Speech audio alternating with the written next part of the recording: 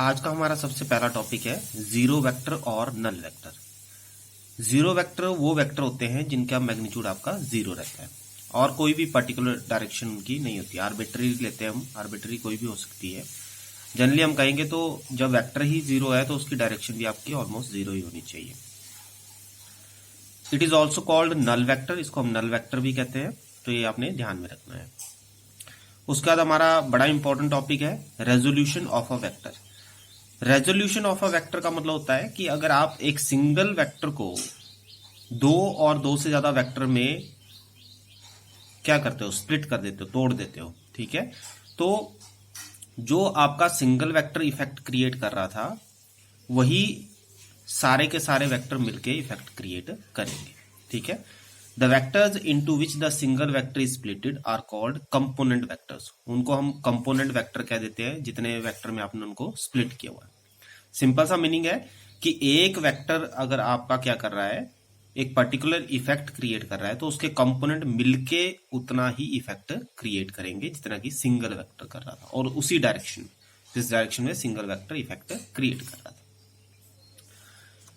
इसके rectangular components हम पढ़ेंगे अब। Rectangular components of a vector in a plane. Plane आप समझते हो, एक्स वाई जैसे प्लेन होता है आपका, दो एक्सिस के बीच का जो एरिया रहेगा उसको प्लेन कहते हैं हम।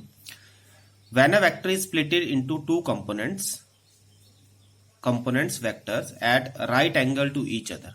टू कंपोनेंट वेक्टर में अगर हम इसको स्प्लिट करते हैं, कंपोनेंट वेक्टर में स्प्लिट करते हैं एट राइट एंगल, मतलब दोनों के बीच में जो एंगल रहेगा वो राइट एंगल रहेगा जो कंपोनेंट वेक्टर बनेंगे, ठीक है। जो दो कंपोनेंट वेक्टर बन रहे हैं उनके बीच का एंगल कैसा होगा आपका, राइट एंगल। तो आपके जो रेजोल्यूशन होगा उसको हम नाम देते हैं rectangular components of a vector.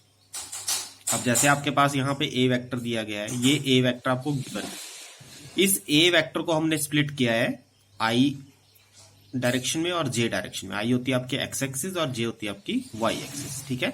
तो इसके दो कंपोनेंट बन जाएंगे, ए का ए एक्स अलोंग एक्स एक्सिस और दूसरा बन जाएगा A Y along Y axis. अब आप ध्यान से देखो, ये दोनों आपस में कैसे हैं, 90 डिग्री पे, इसलिए इनको क्या कहा जाता है, रेक्टेंगुलर कंपोनेंट्स, ठीक है।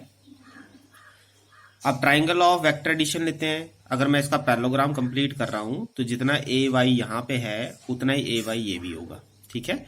अब इस ट्राइंगल ओ पी आर में जाओ आप। In triangle O P R आपने पढ़ा है ये दो वेक्टर, एक इधर को है एक ऊपर को है, तो ए वाई क्या होगा आपका रिजल्टेंट को, क्योंकि ये अपोजिट ऑर्डर में है। यहां से यहां जा रहे हो, यहां से यहां जा रहे हो, तो यहां से वापिस आने चाहिए, लेकिन वेक्टर कैसा है, अपोजिट ऑर्डर में, ऊपर की तरफ को है। तो इसलिए ए वेक्टर क्या होगा, resultant of A x plus A y. ये हमने ट्राइंगल लॉ से इसको निकाला है, ठीक है। ट्राइंगल लॉ आपने यूज की। उसके बाद ये कहता है कि अगर मैं ए एक्स वेक्टर को ए एक्स आई कैप भी लिख सकता हूं और ए वाई वेक्टर को ए वाई जे कैप भी लिख सकता हूं। तो ये आपने क्या किया, ए एक्स वेक्टर को उसके मैग्नीट्यूड और डायरेक्शन में स्प्लिट कर दिया। मैग्नीट्यूड और डायरेक्शन ये हमने पहले ही पढ़ा हुआ है। आई और जे कैप क्या है, यूनिट वेक्टर्स, ठीक है। फिर हम ट्राइंगल ओपीआर में जाते हैं। ट्राइंगल ओपीआर में, ठीक है, आपने पढ़ा है बेस अपॉन हाइपोटेन्यूज क्या होता है, बेस अपॉन हाइपोटेन्यूज होता है आपका कॉस थीटा। तो ए एक्स अपॉन ए क्या हो जाएगा आपका कॉस थीटा, ठीक है। ए एक्स अपॉन ए आपका क्या आ जाएगा, कॉस थीटा, ठीक है। इसको ए एक्स अपॉन ए कहेंगे जब इनकी वैल्यू आप पुट करोगे। तो ए एक्स कितना हो जाएगा, is equal to A cos of theta, मतलब ओ आर कॉस थीटा। तो ओ आर किसके बराबर है, ए के बराबर, ठीक है। तो हम इसको दूसरे वे में कहें तो ये बन गया OP upon O R is equal to cos theta. OP upon O R cos theta, OP is equal to O R cos theta. तो ओपी की वैल्यू कितनी है, A X is equal to A cos theta, ठीक है। उसी तरह अगर आप दूसरे इसमें जाते हो तो ये हो गया आपका P R upon O R. ये क्या हुआ, परपेंडिकुलर हुआ हाइपोटेन्यूज। तो P R upon O R क्या हुआ, साइन थीटा, ठीक है। तो यहां पे देखेंगे P R upon O R is equal to sine theta. तो पी आर कितना हो गया, ओ आर साइन थीटा। तो पी आर की वैल्यू कितनी है, ए वाई, ये आप डायग्राम से देख सकते हो। ओ आर की वैल्यू कितनी है, ए, तो ये बन जाएगा A Y is equal to A sine theta. तो इस इक्वेशन को हम क्या लिख सकते हैं, ए एक्स की जगह ए कॉस थीटा और ए वाई की जगह ए साइन थीटा इंटू जे। तो ये भी आपने ध्यान रखना है कि ए एक्स आपका किसके बराबर होता है, ए कॉस थीटा के बराबर, और ए वाई किसके बराबर होता है, ए साइन थीटा के बराबर। अब एक चीज आपने हमेशा ध्यान में रखनी है कि जब भी हम रेजोल्यूशन करते हैं रिजॉल्व करते हैं कंपोनेंट्स को, तो जो एंगल के साथ साइड होती है, जैसे ए वेक्टर ये है, इसका हमने रेजोल्यूशन करना है या रिजॉल्व करना है ए वेक्टर को, तो इसके एंगल के साथ वाली साइड हमेशा ही कॉस थीटा होती है और उसके बिल्कुल परपेंडिकुलर क्या होती है, साइन थीटा। तो अगर एंगल आपका इस तरफ होता, ऊपर की तरफ को होता, तो ये कॉस थीटा होनी थी और ये आपकी साइन थीटा होनी थी।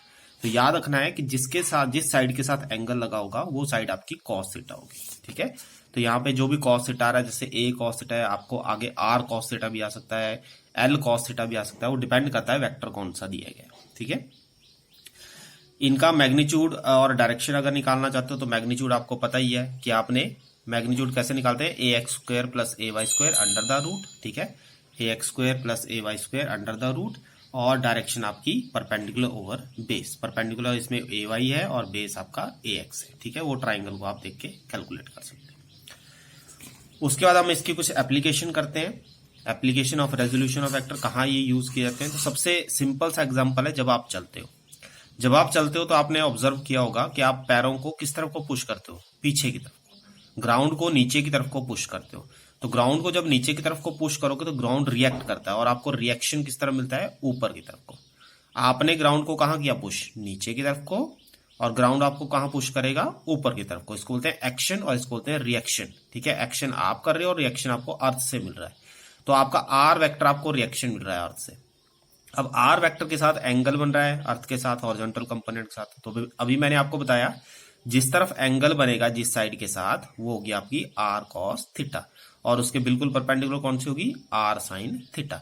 तो इस तरह से आपने जो रिएक्शन है उसको आपने रिजॉल्व कर दिया आर कॉस थीटा और आर साइन थीटा में।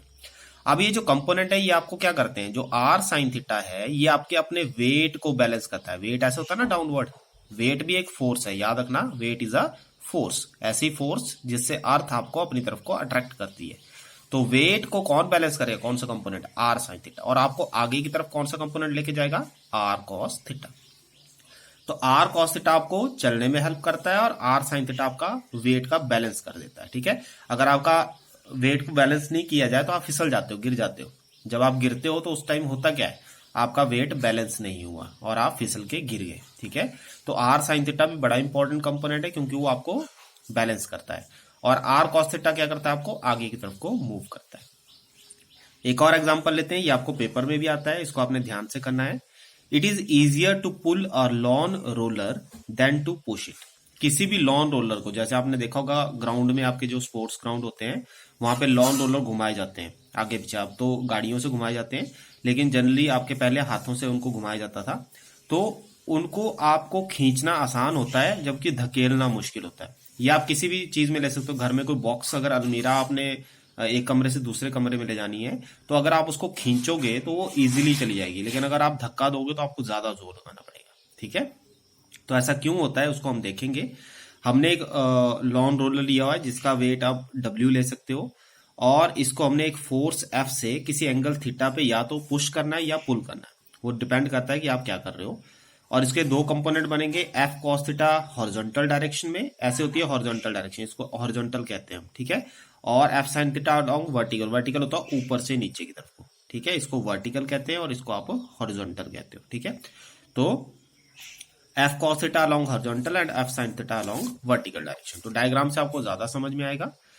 पहले जब हम पुल करेंगे तो ऐसे खींचेंगे, पुल का मतलब होता है खींचना, तो फोर्स आपने कहां लगाई, ऐसे लगाई। ठीक है, ये हुआ खींचना लॉन रोलर को, तो आप अपनी तरफ को खींचोगे उसको। तो ये F फोर्स लगी, इसके कंपोनेंट बनाएंगे, ये थीटा एंगल है इसलिए ये बनेगा F cos थीटा, और ये इसके बिल्कुल परपेंडिकुलर तो F sin थीटा। वेट हमेशा ही अर्थ की तरफ को लगता है, डाउनवर्ड।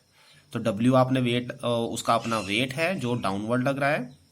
ठीक है, अब आप देखो आपका जो फोर्स है उसका कंपोनेंट F sin थीटा किस तरफ है, ऊपर की तरफ को, और वेट कहाँ है, नीचे की तरफ को। तो नेट वेट आपका डिक्रीज करेगा क्योंकि ये भी फोर्स है और ये भी फोर्स है। एग्जांपल के लिए मैं कह देता हूं कि ये 10 न्यूटन है और ये आपकी 2 न्यूटन है, तो नेट इफेक्टिव फोर्स कितनी हुई फिर, 10 माइनस 2, 8 रहेगी। ठीक है, तो आपने क्या किया, माइनस किया क्योंकि अपोजिट डायरेक्शन में।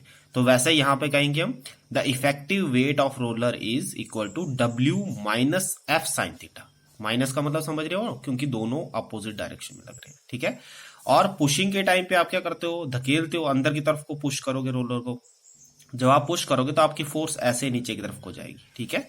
तो ये फोर्स आपकी ये लगी डाउनवर्ड ऐसे, तो फोर्स लगी तो इसके फिर कंपोनेंट बनाओगे, ये थीटा एंगल बन रहा है तो थीटा के साथ ये वाला कंपोनेंट क्या होगा, एफ कॉस थीटा, और ये क्या होगा, एफ साइन थीटा। हमेशा याद रखना एंगल के साथ कॉस है, ठीक है। तो ये एंगल ऊपर की तरफ है इसलिए कॉस थीटा, और ये इसके बिल्कुल परपेंडिकुलर एफ साइन थीटा। अब देखो वेट भी डाउनवर्ड है और आपका कंपोनेंट एफ साइन थीटा भी डाउनवर्ड है, तो दोनों ऐड हो जाएंगे क्योंकि सेम डायरेक्शन में। तो इफेक्टिव वेट अब आपका कितना हो गया, W plus F sine theta. ये भी फोर्स है, याद रखना वेट इज अ फोर्स, और ये भी एक फोर्स है जो आपने लगाई हुई है। तो नेट वेट उसका क्या हुआ है, इंक्रीज कर गया, आपका अपना फोर्स भी उसमें ऐड हो गया है, ठीक है। तो नेट वेट जब इंक्रीज कर जाता है तो इफेक्टिव वेट आपका इंक्रीज करेगा रोलर का। अब ये कहता है कि जब आप पुश कर रहे हो तो वेट ज्यादा है, मतलब आप ज्यादा वेट को पुश कर रहे हो, और जब आप पुल कर रहे हो तो आप कम वेट को पुश कर रहे हो। तो दैट मीन्स आपको अपने आप ही समझ में आ रहा है कि आपको कम वेट को पुश करना आसान होगा, जबकि ज्यादा वेट को पुश करने के लिए ज्यादा जोर लगाना पड़ेगा। इसलिए हम कह सकते हैं कि it is easier to pull, खींचना आसान है, देन टू पुश, धकेलने से, ठीक है। तो ये आपका आज का टॉपिक था।